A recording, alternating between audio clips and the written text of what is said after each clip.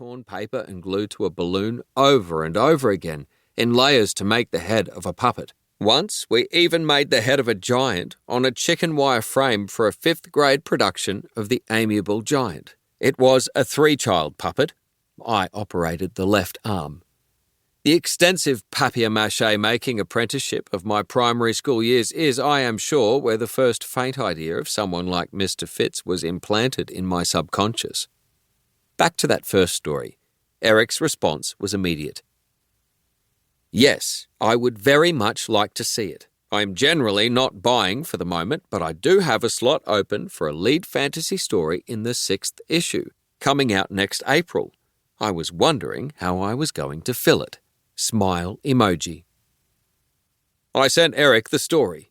He said he didn't have time to read it because he was off to Anaheim for the 2006 Worldcon the next week. Coincidentally, I was too. It was the first Worldcon for me outside Australia and only my second Worldcon at all.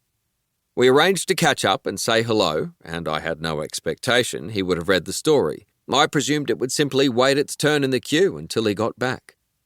I caught up with Eric on the Sunday morning. He told me he read the story on the flight over.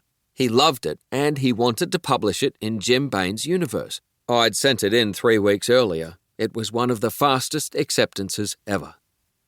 I didn't write the story expressly for Eric, but without his immediate enthusiasm simply to see the story and then his swift embrace of it, it is likely the first outing of Sir Hereward and Mister Fitz would have taken much longer to find a home, or perhaps might never even have been published. And then the others would not have been written either. After that first story, I found the duo often in my thoughts when I wanted to write a new story. When asked to write something for a pirate anthology for Anne and Jeff Vandermeer, Hereward and Fitz immediately popped up on the horizon in their skiff. Similarly, when Jonathan Strahan and Lou Anders approached me for Swords and Dark Magic, the title instantly said to me, Sir H and Mr. F. And so it went on, for what is now 9 stories. I suspect any editorial querying in my direction that mentions sorcery, swords, gunpowder, god-slaying, swashbuckling, or improbably papier-mâché, would have me once again summoning these 2 companions in arms to the forefront of my writing mind. Sir Hereward and Mr. Fitz go to war again. "Do you ever wonder about the nature of the world, Mr. Fitz?" asked the foremost of the 2 riders, raising the 3-barred visor of his helmet so that his words might more clearly cross the several feet of space that separated him from his companion, who rode not quite at his side. "I take it much as it presents itself, for good or ill, Sir Hereward," replied Mr. Fitz. He had no need to raise a visor, for he wore a tall, lacquered hat rather than a helmet. It had once been taller and had come to a peak before encountering something sharp in the last battle, but 2 the pair had found themselves engaged in.